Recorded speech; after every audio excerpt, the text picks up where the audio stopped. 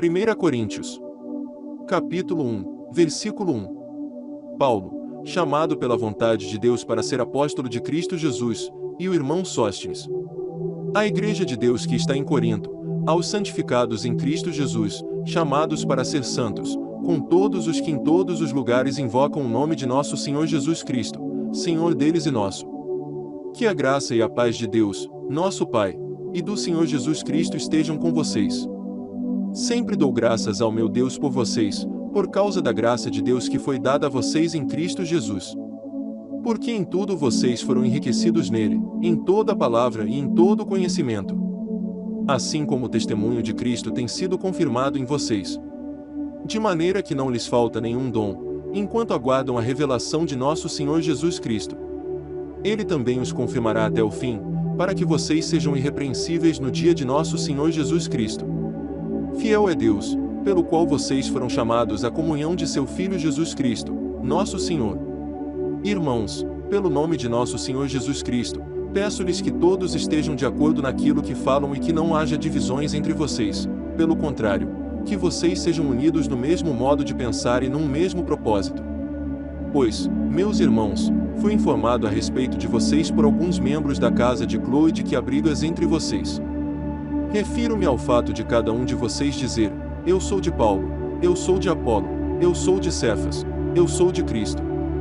Será que Cristo está dividido? Será que Paulo foi crucificado por vocês ou será que vocês foram batizados em nome de Paulo? Dou graças a Deus por não ter batizado nenhum de vocês, exceto Crispo e Gaio. Para que ninguém diga que vocês foram batizados em meu nome. Batizei também a casa de Estéfanas. Além destes, não me lembro se batizei algum outro. Afinal, Cristo não me enviou para batizar, mas para pregar o Evangelho, não com sabedoria de palavra, para que não se anule a cruz de Cristo. Certamente a palavra da cruz é loucura para os que se perdem, mas para nós, que somos salvos, ela é poder de Deus. Pois está escrito: destruirei a sabedoria dos sábios e aniquilarei a inteligência dos inteligentes. Onde está o sábio? Onde está o escriba? Onde está o questionador deste mundo? Não é fato que Deus tornou louca a sabedoria deste mundo. Visto que, na sabedoria de Deus, o mundo não o conheceu por sua própria sabedoria, Deus achou por bem salvar os que creem por meio da loucura da pregação. Porque os judeus pedem sinais e os gregos buscam sabedoria.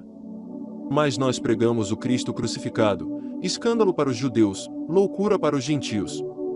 Mas, para os que foram chamados, tanto judeus como gregos, Cristo é o poder de Deus e a sabedoria de Deus. Porque a loucura de Deus é mais sábia do que a sabedoria humana, e a fraqueza de Deus é mais forte do que a força humana. Irmãos, considerem a vocação de vocês. Não foram chamados muitos sábios segundo a carne, nem muitos poderosos, nem muitos de nobre nascimento. Pelo contrário, Deus escolheu as coisas loucas do mundo para envergonhar os sábios e escolheu as coisas fracas do mundo para envergonhar as fortes. E Deus escolheu as coisas humildes do mundo, e as desprezadas, e aquelas que não são, para reduzir a nada as que são. A fim de que ninguém se glorie na presença de Deus. Mas vocês são dele, em Cristo Jesus, o qual se tornou para nós, da parte de Deus, sabedoria, justiça, santificação e redenção. Para que, como está escrito, aquele que se gloria, glorie-se no Senhor. 1 Coríntios, capítulo 2, versículo 1. Irmãos, quando estive com vocês, anunciando-lhes o mistério de Deus, não o fiz com ostentação de linguagem ou de sabedoria. Porque decidi nada saber entre vocês, a não ser Jesus Cristo, e este, crucificado. E foi em fraqueza, temor e grande tremor que eu estive entre vocês. A minha palavra e a minha pregação não consistiram em linguagem persuasiva de sabedoria, mas em demonstração do Espírito e de poder. Para que a fé que vocês têm não se apoiasse em sabedoria humana, mas no poder de Deus. No entanto, transmitimos sabedoria entre os que são maduros. Não, porém, a sabedoria deste mundo, nem a dos poderosos desta época, que são reduzidos a nada. Pelo contrário, transmitimos a sabedoria de Deus em mistério, a sabedoria que estava oculta e que Deus predeterminou desde a eternidade para a nossa glória. Nenhum dos poderosos deste mundo conheceu essa sabedoria. Porque, se a tivessem conhecido, jamais teriam crucificado o Senhor da glória. Mas, como está escrito, nem olhos viram, nem ouvidos ouviram, nem jamais penetrou em coração humano o que Deus tem preparado para aqueles que o amam. Deus, porém, revelou isso a nós por meio do Espírito. Porque o Espírito sonda todas as coisas, até mesmo as profundezas de Deus. Pois quem conhece as coisas do ser humano, a não ser o próprio espírito humano, que nele está? Assim, ninguém conhece as coisas de Deus, a não ser o Espírito de Deus. E nós não temos recebido o Espírito do mundo, e sim o Espírito que vem de Deus, para que conheçamos o que por Deus nos foi dado gratuitamente. Disto também falamos, não em palavras ensinadas pela sabedoria humana, mas ensinadas pelo Espírito, conferindo coisas espirituais com espirituais. Ora, a pessoa natural não aceita as coisas do Espírito de Deus, porque eles são loucura. E ela não pode entendê-las, porque elas se discernem espiritualmente. Porém a pessoa espiritual julga todas as coisas, mas ela não é julgada por ninguém. Pois quem conheceu a mente do Senhor, para que o possa instruir? Nós, porém, temos a mente de Cristo. 1 Coríntios, capítulo 3. Versículo 1. Eu, porém, irmãos, não pude falar a vocês como a pessoas espirituais, e sim como a pessoas carnais, como a crianças em Cristo. Eu lhes dei leite para beber, não pude alimentá-los com comida sólida, porque vocês ainda não podiam suportar. Nem ainda agora podem, porque vocês ainda são carnais. Porque, se há ciúmes e brigas entre vocês, será que isso não mostra que são carnais e andam segundo os padrões humanos? Quando alguém diz, eu sou de Paulo, e outro diz, eu sou de Apolo, não é evidente que vocês andam segundo padrões humanos. Quem é Apolo? E quem é Paulo? São servos por meio de quem vocês creram, e isto conforme o Senhor concedeu a cada um. Eu plantei, Apolo regou, mas o crescimento veio de Deus. De modo que nem o que planta é alguma coisa, nem o que rega, mas Deus, que dá o crescimento. Ora, o que planta e o que rega são um, e cada um receberá a sua recompensa de acordo com o seu próprio trabalho. Porque nós somos cooperadores de Deus, e vocês são lavoura de Deus e edifício de Deus. Segundo a graça de Deus que me foi dada, lancei o fundamento como sábio construtor, e outro edifica sobre ele. Porém cada um veja como edifica. Porque ninguém pode lançar outro fundamento, além do que foi posto, o qual é Jesus Cristo. E, se o que alguém edifica sobre o fundamento é ouro, prata, pedras preciosas, madeira, feno ou palha, a obra de cada um se tornará manifesta, pois o dia a demonstrará. Porque será revelada pelo fogo, e o fogo provará qual é a obra de cada um. Se aquilo que alguém edificou sobre o fundamento permanecer, esse receberá recompensa. Se a obra de alguém se queimar, esse sofrerá dano. Porém ele mesmo será salvo, mas como que através do fogo. Vocês não sabem que são santuário de Deus e que o Espírito de Deus habita em vocês. Se alguém destruir o santuário de Deus, Deus o destruirá. Porque o santuário de Deus, que são vocês, é sagrado. Que ninguém engane a si mesmo. Se algum de vocês pensa que é sábio neste mundo, faça-se louco para se tornar sábio. Porque a sabedoria deste mundo é loucura diante de Deus. Pois está escrito, ele apanha os sábios na própria astúcia deles. E também, o Senhor conhece os pensamentos dos sábios, e sabe que são pensamentos vãos. Portanto, ninguém se glorie nos homens. Porque tudo é de vocês. Seja Paulo, seja Apolo, seja Cefas, seja o mundo, seja a vida, seja a morte, sejam as coisas presentes, sejam as futuras. Tudo é de vocês. E vocês são de Cristo, e Cristo é de Deus. 1 Coríntios, capítulo 4. Versículo 1. Assim, pois, importa que todos nos considerem como ministros de Cristo e encarregados dos mistérios de Deus.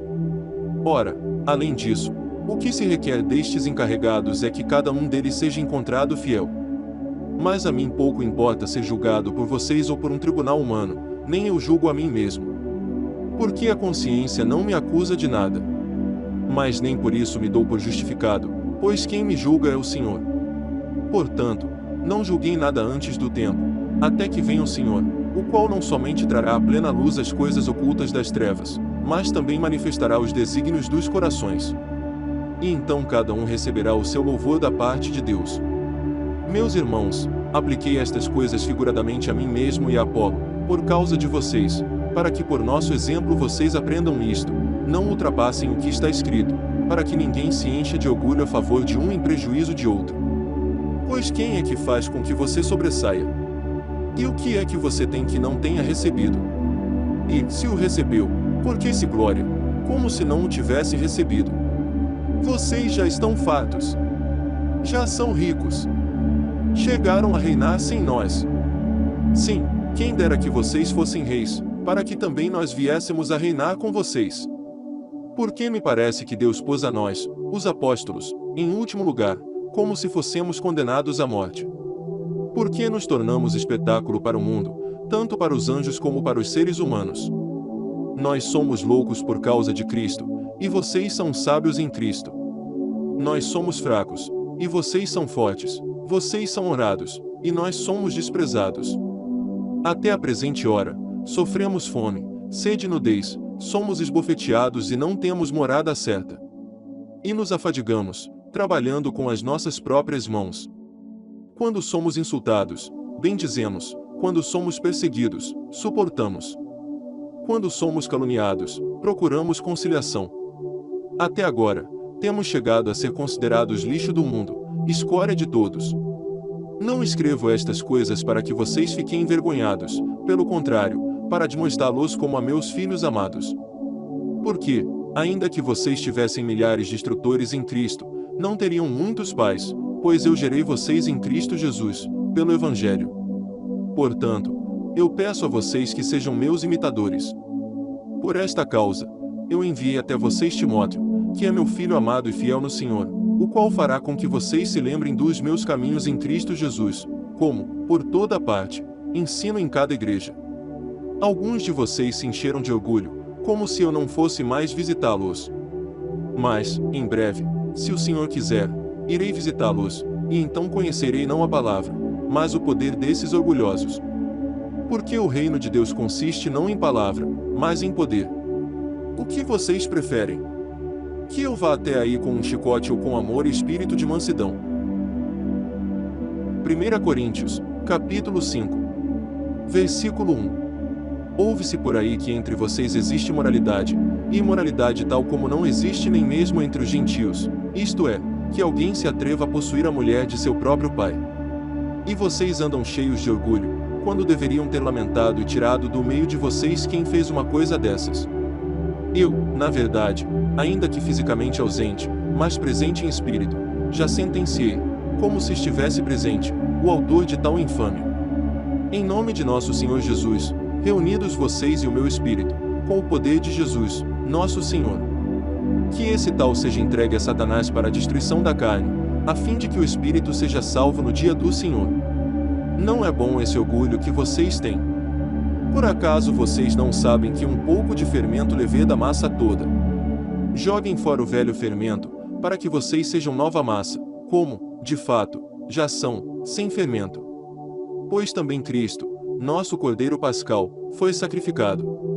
Por isso, celebremos a festa não com o velho fermento, nem com o fermento do mal e da maldade, mas com o pão sem fermento, o pão da sinceridade e da verdade.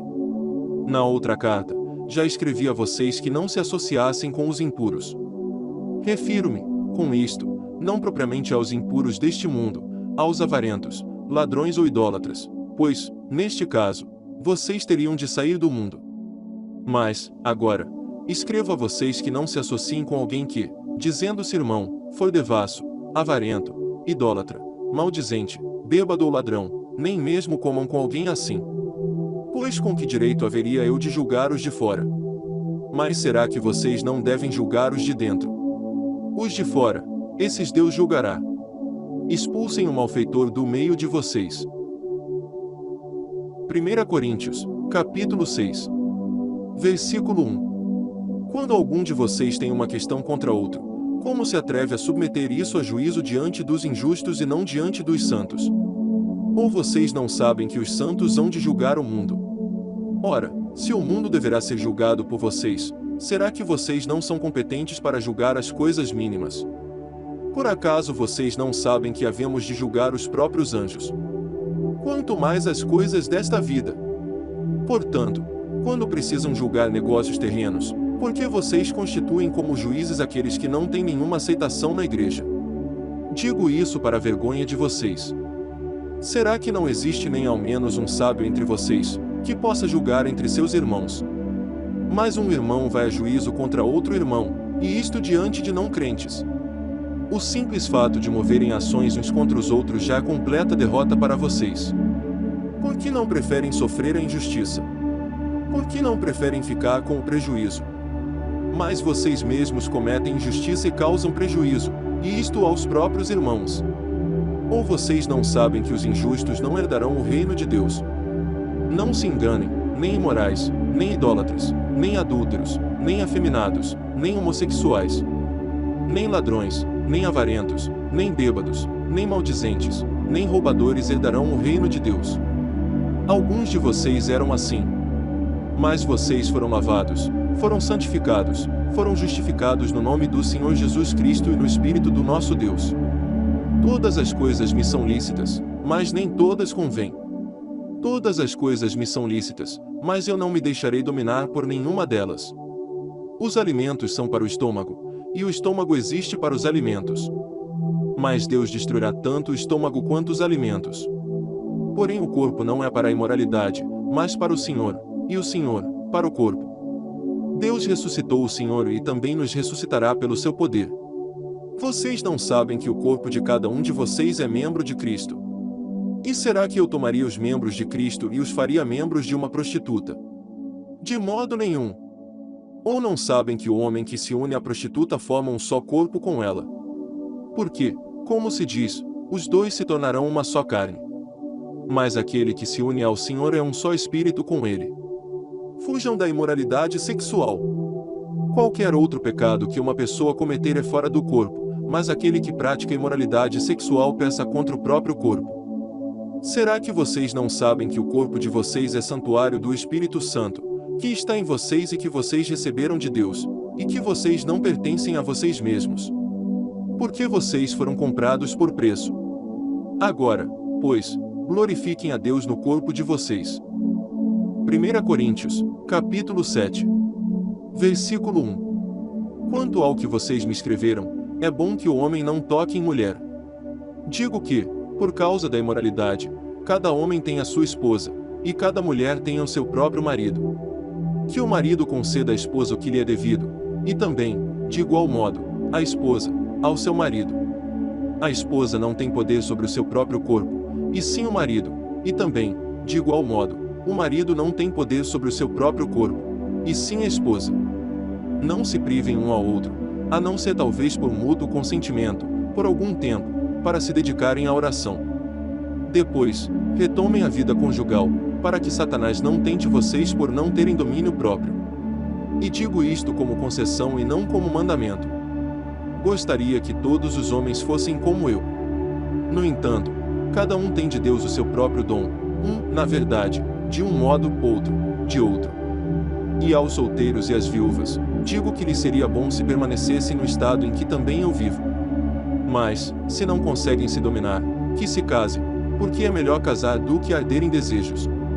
Aos casados, ordeno, não eu, mas o Senhor, que a mulher não se separe do marido. Mas, se ela se separar, que não se case de novo ou que se reconcilie com o seu marido. E que o marido não se divorcie da sua esposa. Aos outros, digo eu, não o Senhor, se algum irmão estiver casado com uma mulher não crente, e esta concorda em morar com ele, não se divorcie dela. E se uma mulher estiver casada com um homem não crente, e este concorda em viver com ela, que ela não se divorcie do marido. Porque o marido não crente é santificado no convívio da esposa, e a esposa não crente é santificada no convívio do marido crente. Se não fosse assim, os filhos de vocês seriam impuros, porém, agora, são santos. Mas, se o não crente quiser separar-se, que se separe. Em tais casos, não fica sujeito à servidão nem o irmão, nem a irmã, Deus chamou vocês para viverem em paz. Pois você, ó mulher, como sabe se salvará o seu marido? Ou você, ó marido, como sabe se salvará a sua mulher? No mais, que cada um ande segundo o que o Senhor lhe concedeu, conforme Deus o chamou. É isto que ordena em todas as igrejas. Foi alguém chamado, estando circunciso. Não desfaça a circuncisão. Foi alguém chamado, estando incircunciso. Não se faça circuncidar. A circuncisão, em si, não é nada, a incircuncisão também nada é, mas o que vale é guardar os mandamentos de Deus. Cada um permaneça na vocação em que foi chamado. Você foi chamado, sendo escravo. Não se preocupe com isso. Mas, se você ainda pode tornar-se livre, aproveite a oportunidade. Pois quem foi chamado no Senhor, sendo escravo, é liberto que pertence ao Senhor. Do mesmo modo, quem foi chamado, sendo livre, é escravo de Cristo. Vocês foram comprados por preço, não se tornem escravos de homens. Irmãos, cada um permaneça diante de Deus na condição em que foi chamado. Com respeito às virgens, não tenho mandamento do Senhor, mas dou a minha opinião, como alguém que recebeu do Senhor a misericórdia de ser fiel. Por causa da angustiosa situação presente, penso ser bom para o homem permanecer assim como está. Você tem esposa. Não procure separar-se. Você está solteiro. Não procure esposa. Mas, se você casar, não estará pecando. E também, se a virgem se casar, não estará pecando. Ainda assim, tais pessoas sofrerão angústia na carne, e eu gostaria de poupar vocês disso. Mas isto digo, irmãos, o tempo se abrevia. Por isso, de agora em diante, não só os casados sejam como se não fossem casados, mas também os que choram, como se não chorassem, os que se alegram, como se não se alegrassem, os que compram, como se nada possuíssem, e os que se utilizam deste mundo, como se não fizessem uso dele. Porque a aparência deste mundo passa. O que eu realmente quero é que vocês fiquem livres de preocupações. Quem não é casado cuida das coisas do Senhor, de como agradar ao Senhor. Mas o que se casou cuida das coisas do mundo, de como agradar à esposa. E assim está dividido.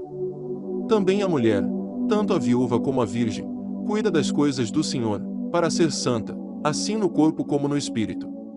Mas a mulher casada se preocupa com as coisas do mundo, de como agradar ao marido.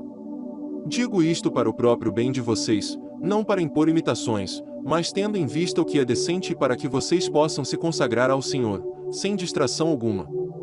Mas, se alguém julga que trata de modo impróprio a sua virgem, se ela tiver passado a flor da idade, e se as circunstâncias o exigem, faça o que quiser, não peça, que casem. Contudo, aquele que está firme em seu coração e não se sente obrigado, mas tem domínio sobre a sua própria vontade e resolveu em seu coração conservar virgem a jovem, fará bem. Por isso, quem casa com a sua virgem faz bem, quem não casa faz melhor. A mulher está ligada ao seu marido enquanto ele viver. Mas, se o marido morrer, ela fica livre para casar com quem quiser, mas somente no Senhor.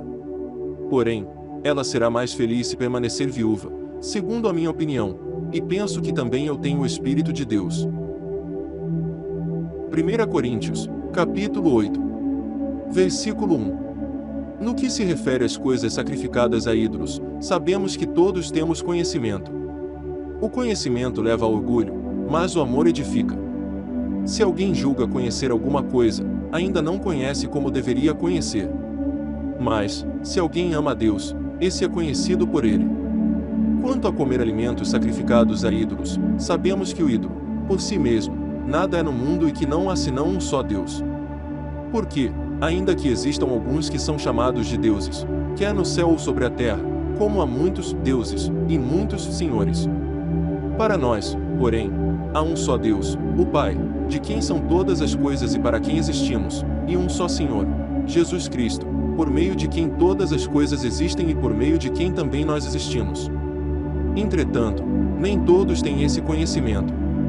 Alguns, acostumados até agora com o ídolo, ainda comem desses alimentos como se fossem sacrificados a ídolos, e a consciência destes, por ser fraca, vem a contaminar-se. Não é a comida que nos torna agradáveis a Deus, pois nada perderemos, se não comermos, e nada ganharemos, se comermos. Mas tenham cuidado para que essa liberdade de vocês não venha, de algum modo, a ser tropeço para os fracos. Porque, se alguém chegar a você, que tem conhecimento, sentado à mesa no templo de um ídolo, será que a consciência do que é fraco não vai ser induzida a participar de comidas sacrificadas a ídolos? E, assim, por causa do conhecimento que você tem, perdisse o irmão fraco, pelo qual Cristo morreu. E, deste modo, pecando contra os irmãos, ferindo a consciência fraca que eles têm, é contra Cristo que vocês estão pecando. E, por isso, se a comida serve de escândalo ao meu irmão, nunca mais comerei carne, para que não venha escandalizá-lo. 1 Coríntios, capítulo 9. Versículo 1. Será que eu não sou um homem livre? Não sou apóstolo. Não vi Jesus, nosso Senhor. Por acaso vocês não são fruto do meu trabalho no Senhor? Se não sou apóstolo para outros, certamente o sou para vocês. Porque vocês são o selo do meu apostolado no Senhor. A minha defesa diante dos que me questionam é esta: será que nós não temos o direito de comer e beber?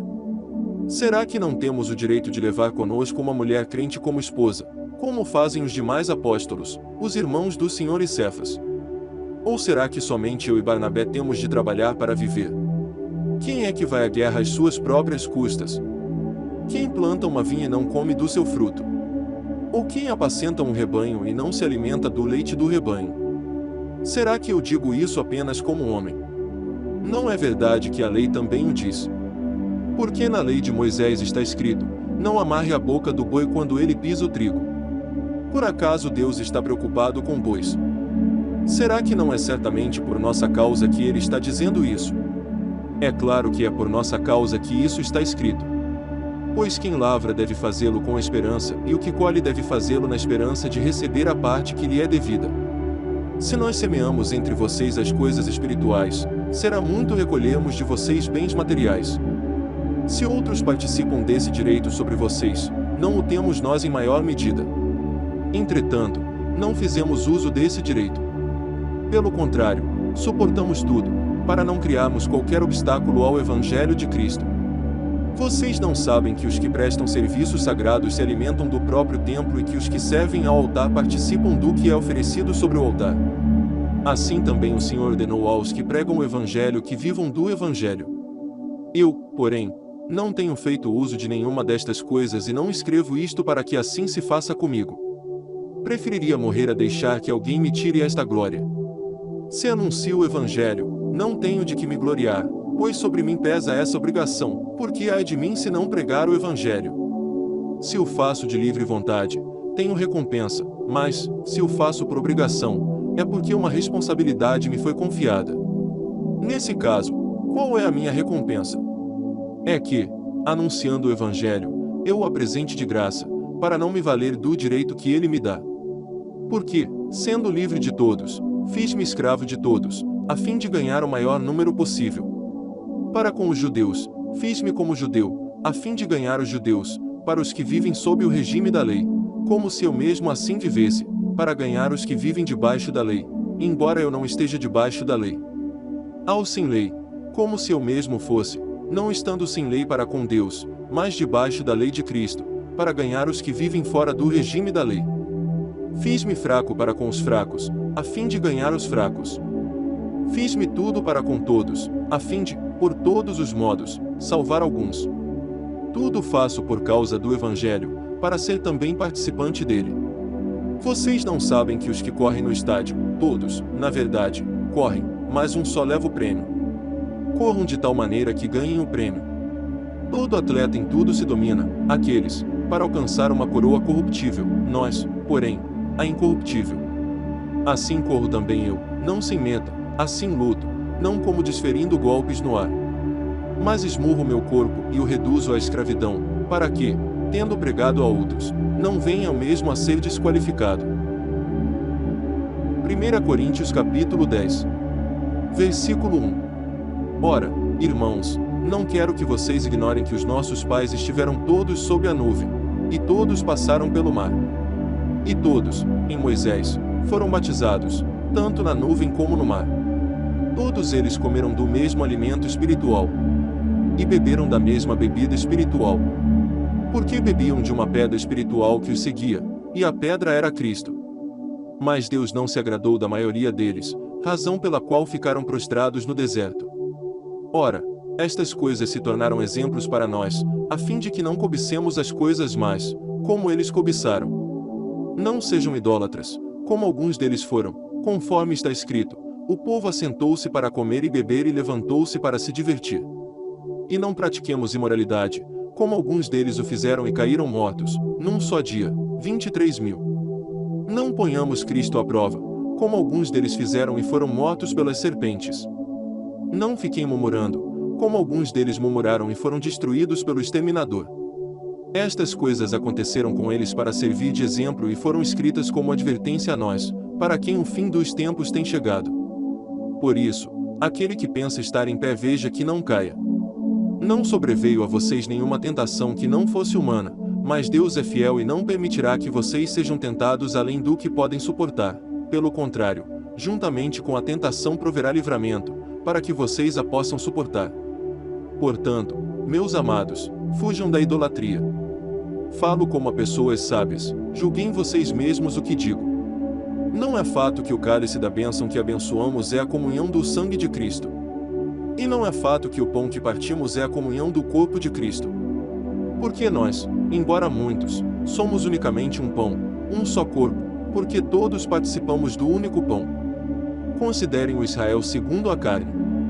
Não é verdade que aqueles que se alimentam dos sacrifícios são participantes do altar. O que quero dizer com isto? Que o que é sacrificado ao ídolo é alguma coisa. Ou que o próprio ídolo tem algum valor. Não. Digo que as coisas que eles sacrificam são sacrificadas a demônios e não a Deus, e eu não quero que vocês estejam em comunhão com os demônios. Vocês não podem beber o cálice do Senhor e o cálice dos demônios, não podem ser participantes da mesa do Senhor e da mesa dos demônios. Ou provocaremos ciúmes no Senhor? Somos, por acaso, mais fortes do que Ele. Todas as coisas são lícitas, mas nem todas convêm. Todas as coisas são lícitas, mas nem todas edificam. Ninguém busque o seu próprio interesse, e sim o de seu próximo. Comam de tudo que se vende no mercado, sem questionamento algum por motivo de consciência. Porque do Senhor é a terra e a sua plenitude. Se alguém que não é crente convidá-los para comer, e vocês quiserem ir, comam de tudo que for posto diante de vocês, sem questionamento algum por motivo de consciência. Porém, se alguém disser a vocês: isto é coisa sacrificada a ídolo, não comam, por causa daquele que deu a informação e por motivo de consciência. Consciência, digo, não a sua propriamente, mas a do outro. Pois, por que a minha liberdade deve ser julgada pela consciência de outra pessoa? Se eu participo com gratidão, por que sou criticado por causa daquilo por que dou graças? Portanto, se vocês comem, ou bebem ou fazem qualquer outra coisa, façam tudo para a glória de Deus. Não se tornem motivo de tropeço nem para judeus, nem para gentios, nem para a igreja de Deus. Assim como também eu procuro, em tudo, ser agradável a todos, não buscando o meu próprio interesse, mas o de muitos, para que sejam salvos. 1 Coríntios, capítulo 11. Versículo 1. Sejam meus imitadores, como também eu sou imitador de Cristo. Eu os elogio porque em tudo vocês se lembram de mim e retêm as tradições assim como eu as transmiti a vocês. Quero, porém, que saibam que Cristo é o cabeça de todo homem, e o homem é o cabeça da mulher, e Deus é o cabeça de Cristo. Todo homem que ora ou profetiza com a cabeça coberta desonra a sua própria cabeça. Toda mulher, porém, que ora ou profetiza com a cabeça descoberta desonra a sua própria cabeça, porque é como se a tivesse rapada. Portanto, se a mulher não cobre a cabeça, nesse caso, que rape o cabelo. Mas, se é vergonhoso para a mulher tosquiar-se ou rapar o cabelo, que ela cubra a cabeça. Porque o homem não deve cobrir a cabeça, por ser ele imagem e glória de Deus, mas a mulher é glória do homem. Porque o homem não foi feito da mulher, mas a mulher foi feita do homem. Porque também o homem não foi criado por causa da mulher, e sim a mulher por causa do homem. Portanto, por causa dos anjos, a mulher deve trazer um sinal de autoridade na cabeça. No Senhor, todavia, nem a mulher é independente do homem, nem o homem é independente da mulher. Porque, assim como a mulher foi feita do homem, assim também o homem nasce da mulher, e tudo vem de Deus. Julguem entre vocês mesmos, é próprio que a mulher ore a Deus com a cabeça descoberta. Ou a própria natureza não lhes ensina que é desonroso para o homem usar cabelo comprido? E que, tratando-se da mulher, é para ela uma glória, pois o cabelo lhe foi dado em lugar de véu. Mas, se alguém quiser discutir essa questão, saiba que nós não temos tal costume, nem as igrejas de Deus. Mas nisto que agora prescrevo, não posso elogiá-los, porque vocês se reúnem não para melhor, e sim para pior. Porque, antes de tudo, estou informado de que, quando se reúnem na igreja, existem divisões entre vocês, e eu, em parte, acredito que isso é verdade. E é até necessário que haja partidos entre vocês, para que também os aprovados se tornem conhecidos entre vocês. Quando, pois, se reúnem no mesmo lugar, não é a ceia do Senhor que vocês comem. Porque, quando comem, cada um toma antecipadamente a sua própria ceia, e enquanto um fica com fome outro fica embriagado. Será que vocês não têm casas onde podem comer e beber? Ou menosprezam a igreja de Deus e envergonham os que nada têm? Que posso dizer a vocês? Devo elogiá-los? Nisto certamente não posso elogiá-los. Porque eu recebi do Senhor o que também lhes entreguei, que o Senhor Jesus, na noite em que foi traído, pegou um pão. E, tendo dado graças, o partiu e disse: Isto é o meu corpo, que é dado por vocês, façam isto em memória de mim. Do mesmo modo, depois da ceia, pegou também o cálice, dizendo: Este cálice é a nova aliança no meu sangue. Façam isto, todas as vezes que o beberem, em memória de mim. Porque, todas as vezes que comerem este pão e beberem o cálice, vocês anunciam a morte do Senhor, até que ele venha. Por isso, aquele que comer o pão ou beber o cálice do Senhor indignamente será réu do corpo e do sangue do Senhor. Que cada um examine a si mesmo, e assim, coma do pão e beba do cálice. Pois quem come e bebe sem discernir o corpo, come e bebe juízo para si. É por isso que há entre vocês muitos fracos e doentes e não poucos que dormem. Porque, se julgássemos a nós mesmos, não seríamos julgados. Mas, quando julgados, somos disciplinados pelo Senhor, para não sermos condenados com o mundo. Assim, meus irmãos, quando vocês se reúnem para comer, esperem uns pelos outros. Se alguém tem fome, que coma em casa, a fim de que vocês não se reúnam para juízo. Quanto às demais coisas, eu as ordenarei quando for aí. 1 Coríntios, capítulo 12. Versículo 1. Irmãos, não quero que vocês estejam desinformados a respeito dos dons espirituais. Vocês sabem que, quando eram gentios, se deixavam conduzir aos ídolos mudos, conforme vocês eram guiados. Por isso, quero que entendam que ninguém que fala pelo Espírito de Deus afirma, anátema, Jesus. Por outro lado, ninguém pode dizer, Senhor Jesus, senão pelo Espírito Santo. Ora, os dons são diversos, mas o Espírito é o mesmo. E também há diversidade nos serviços, mas o Senhor é o mesmo. E há diversidade nas realizações, mas o mesmo Deus é quem opera tudo em todos. A manifestação do Espírito é concedida a cada um visando um fim proveitoso.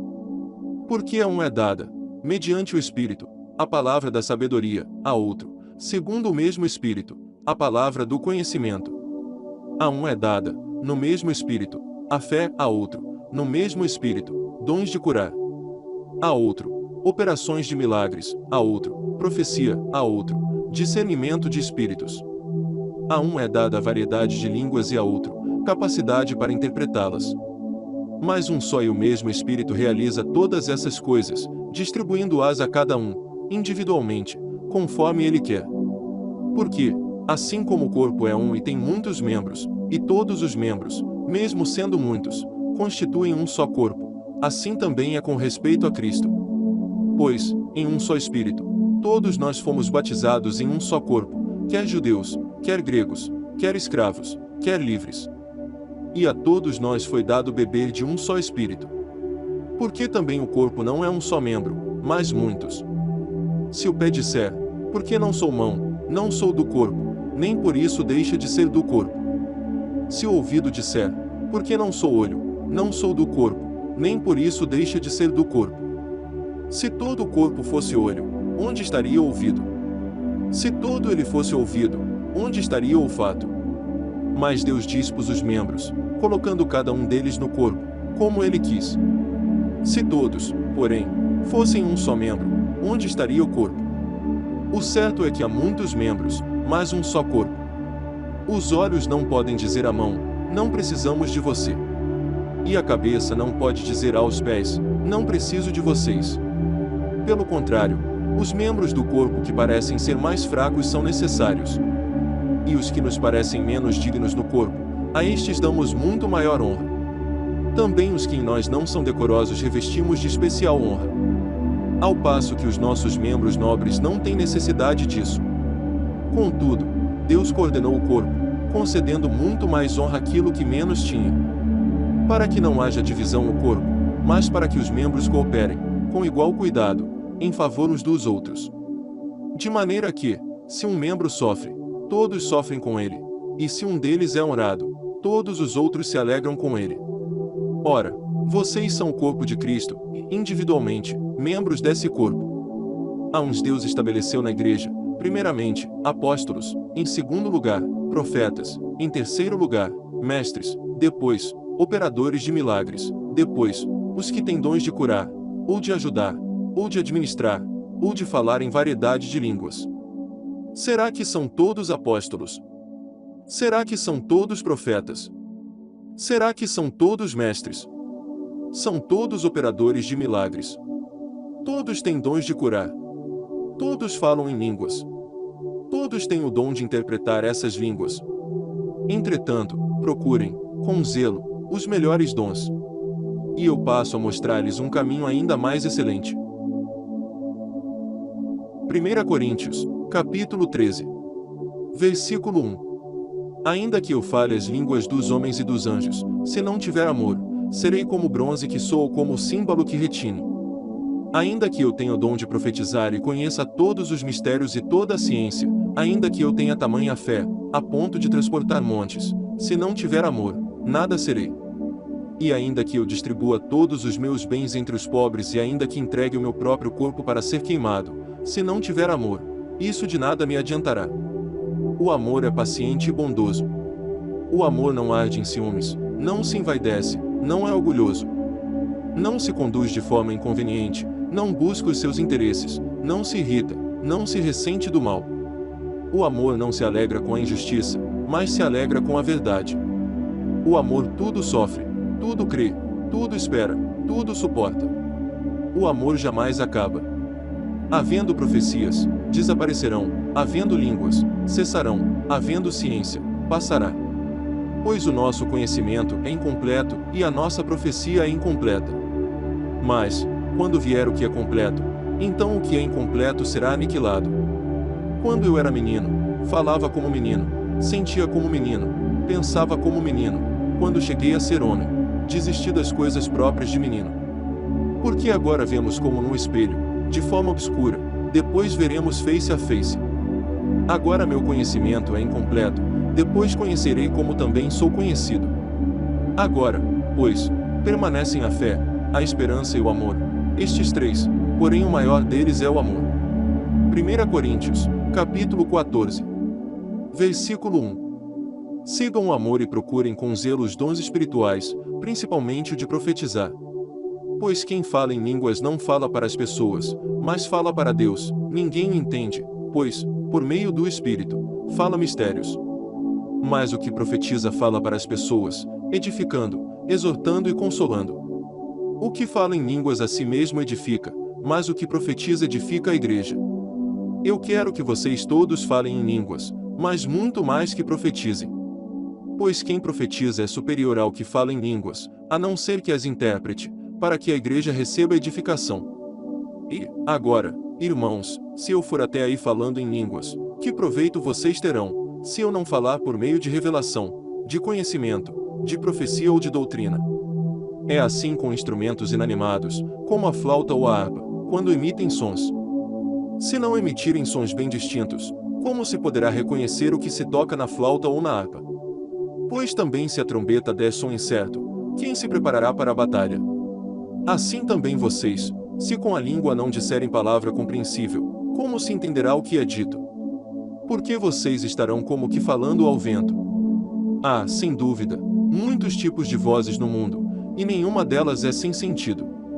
Mas, se eu não entender o significado da voz, serei estrangeiro para aquele que fala, e ele será estrangeiro para mim. Assim, também vocês, visto que desejam dons espirituais, procurem progredir, para a edificação da igreja. Por isso, quem fala em línguas, ore para que as possa interpretar. Porque, se eu orar em línguas, o meu espírito, de fato, ora, mas a minha mente fica infrutífera. Que farei, então? Vou orar com o espírito, mas também vou orar com a mente, vou cantar com o espírito, mas também vou cantar com a mente. Se você louvar apenas em espírito, como não instruído poderá dizer o amém depois da oração de agradecimento que você fez? Porque ele não entende o que você diz.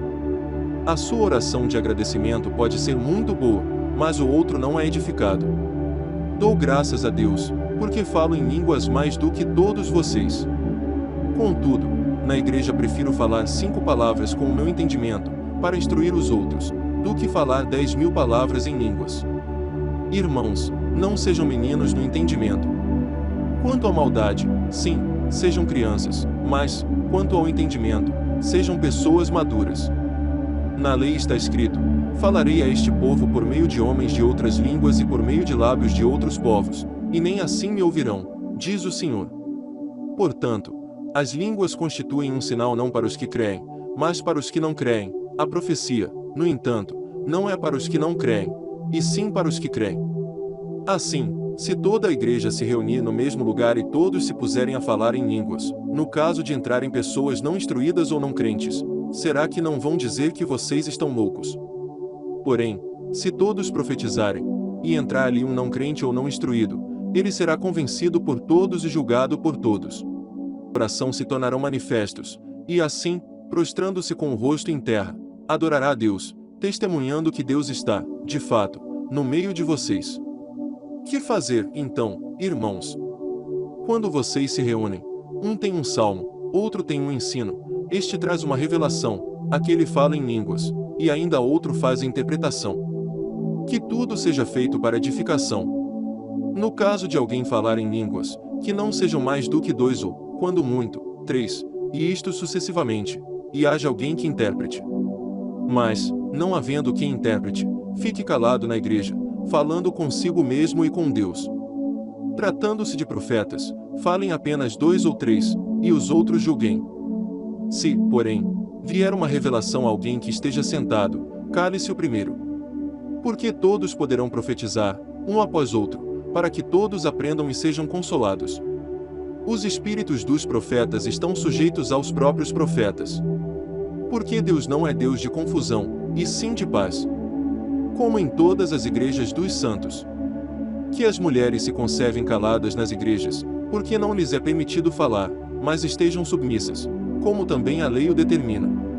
Se, porém, querem aprender alguma coisa, perguntem em casa ao seu próprio marido, porque para a mulher é vergonhoso falar na igreja.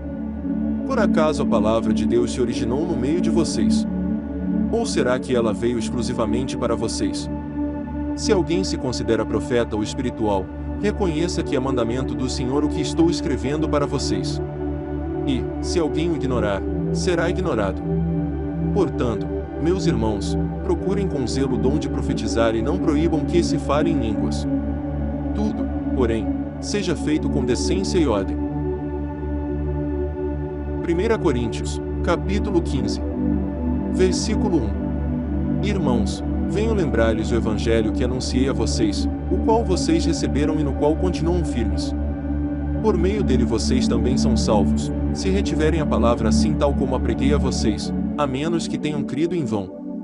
Antes de tudo, entreguei a vocês o que também recebi, que Cristo morreu pelos nossos pecados, segundo as Escrituras. E que foi sepultado e ressuscitou ao terceiro dia, segundo as Escrituras. E apareceu a Céfase, depois, aos 12. Depois, foi visto por mais de 500 irmãos de uma só vez, dos quais a maioria ainda vive, porém alguns já dormem. Depois, foi visto por Tiago, e mais tarde, por todos os apóstolos. Por último, depois de todos, foi visto também por mim, como por um nascido fora de tempo. Porque eu sou o menor dos apóstolos, e nem mesmo sou digno de ser chamado apóstolo, pois persegui a igreja de Deus. Mas, pela graça de Deus, sou o que sou. E a sua graça, que me foi concedida, não se tornou vã.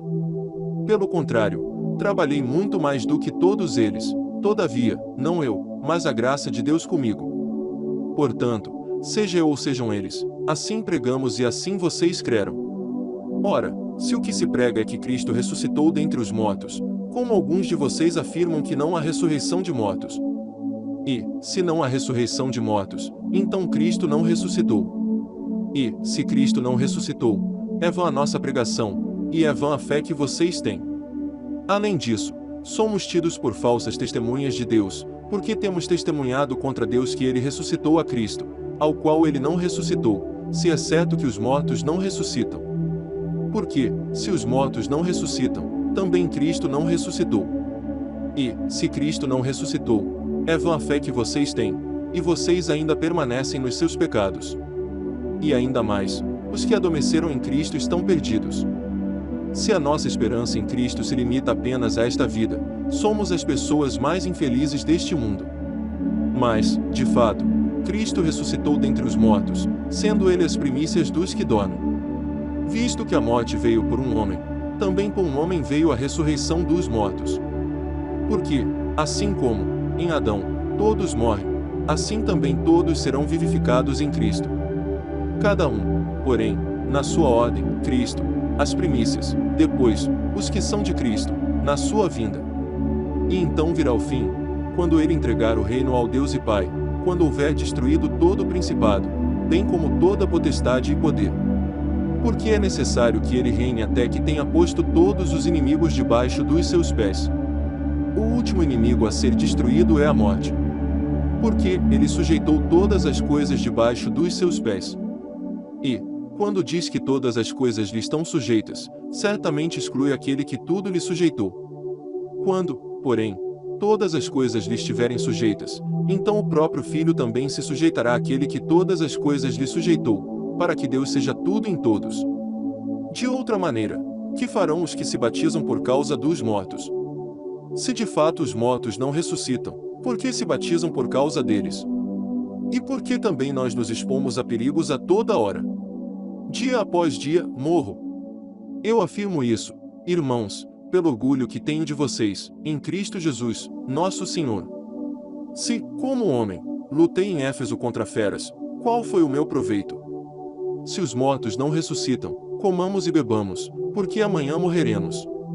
Não se enganem, as más companhias corrompem os bons costumes. Voltem à sobriedade, como convém, e não pequem. Porque alguns ainda não têm conhecimento de Deus. Digo isto para a vergonha de vocês. Mas alguém dirá, como é que os mortos ressuscitam? E com que corpo virão? Insensato! O que você semeia não nasce, se primeiro não morrer. E, quando semeia, você não semeia o corpo que há de ser, mas o simples grão, como de trigo ou de qualquer outra semente. Mas Deus lhe dá corpo como ele quer dar e a cada uma das sementes dá o seu corpo apropriado. Nem toda a carne é a mesma, porém uma é a carne dos seres humanos, outra, a dos animais, outra, a das aves, e outra, a dos peixes. Também há corpos celestiais e corpos terrestres, e sem dúvida, uma é a glória dos celestiais, e outra, a dos terrestres. Uma é a glória do sol, outra, a glória da lua, e outra, a das estrelas. Porque até entre estrela e estrela há diferenças de glória. Pois assim também é a ressurreição dos mortos. Semeia-se o corpo na corrupção, ressuscita na incorrupção. Semeia-se em desonra, ressuscita em glória. Semeia-se em fraqueza, ressuscita em poder. Semeia-se corpo natural, ressuscita corpo espiritual. Se há corpo natural, há também corpo espiritual. Pois assim está escrito: o primeiro homem, Adão, se tornou um ser vivente. Mas o último Adão é espírito vivificante. O que vem primeiro não é o espiritual, e sim o natural, depois vem o espiritual. O primeiro homem, formado do pó da terra, é terreno, o segundo homem é do céu. Como foi o homem terreno, assim também são os demais que são feitos do pó da terra. E como é o homem celestial, assim também são os celestiais. E, assim como trouxemos a imagem do homem terreno, traremos também a imagem do homem celestial. Com isto quero dizer, irmãos, que a carne e o sangue não podem herdar o reino de Deus, nem a corrupção herdar a incorrupção. Eis que vou lhes revelar um mistério: nem todos dormiremos, mas todos seremos transformados. Num momento, num abrir e fechar de olhos, ao ressoar da última trombeta. A trombeta soará, os mortos ressuscitarão incorruptíveis, e nós seremos transformados.